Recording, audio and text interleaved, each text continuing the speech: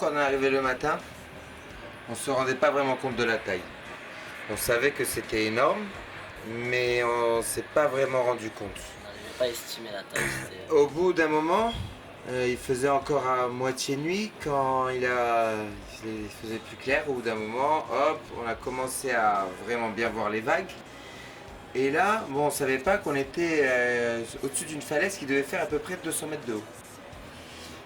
Et le seul repère qu'on a eu, c'est que quand on voyait la vague commencer à casser, quand le lip partait, et ben entre le moment où ça partait et ça touchait l'eau, il y avait en moyenne entre 3, 4, 5 secondes. Là, on a dit ok. En fait, moi dans ma tête j'ai fait ouf. Bon, let's go, hein. Quand faut y aller, faut y aller. Hein. Alors juste un truc, c'est que quand vous étiez partis, vous avez pris la décision d'y aller et vous êtes rentré dans l'eau. Première vague, première sensation.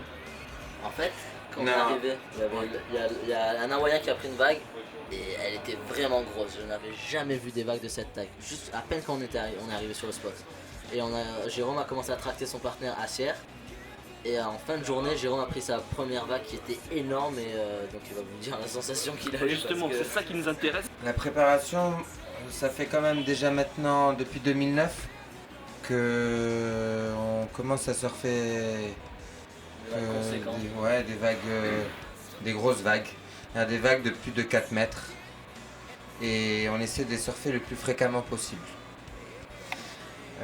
Au bout d'un moment, on s'habitue.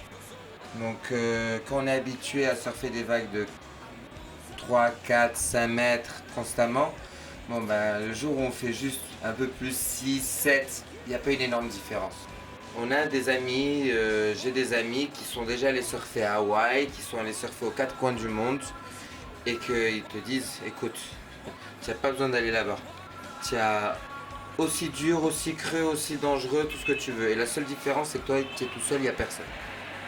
Donc au Maroc, oui, on a tout ce qu'on veut. On peut surfer des vagues de 1 mètre, en tout cas, jusqu'à 5-6 mètres constamment, oui. Déjà le Maroc il a un potentiel niveau surf incroyable avec ses 3500 km de côte. Ensuite, on est sponsorisé par des marques étrangères. Donc ils se disent attends, on va quoi? On récolte les fruits. Ils sont marocains, ils représentent le Maroc, mais ils sont sponsorisés par des marques étrangères. Alors qu'il y a un moment où il faut que ça s'arrête. S'ils veulent vraiment qu'on les représente, il faudrait que les marques marocaines se bougent et viennent à la rencontre des surfeurs parce que c'est un sport vraiment qui est en train de prendre. Par exemple, la dernière pub Chanel, qui est une marque vraiment reconnue, Chanel, la pub c'est un surfeur professionnel qui l'a faite. Oui, ça touche tous les domaines. Danny Fuller, il y a eu Dolce Gabbana avec Kelly. Ouais, il y a eu Louis Vuitton, il y a eu L'Oréal avec Kelly Slater, il y a eu des pubs pour l'iPhone où on voit des surfeurs pour le Mac avec Apple. Donc le surf c'est quand même un truc, on peut l'utiliser dans tous les domaines. Non mais ce qui est incroyable et vous pouvez le confirmer, c'est que c'est des sports qui sont très populaires. C'est bon. Merci à Radio Mars. Ouais, c'était super cool. Pluton ou Neptune.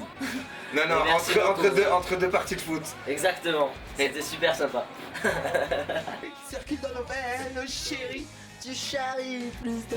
Si je... Et tu continues de...